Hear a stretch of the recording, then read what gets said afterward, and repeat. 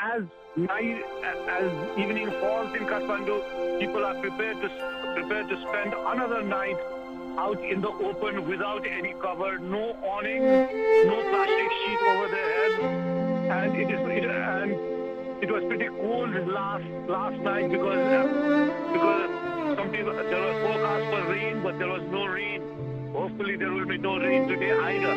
Well, I talked to some people and they say we cannot go in. We are too scared to go in. Our conscience does not let us go in today.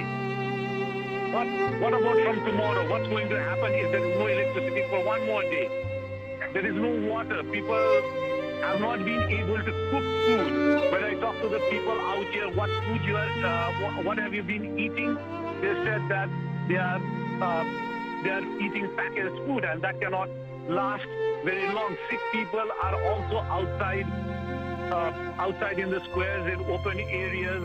If the government does not get its act together and electricity and water is not provided, then more panic is going to set in. Right now, the people are still in shock and they are quiet.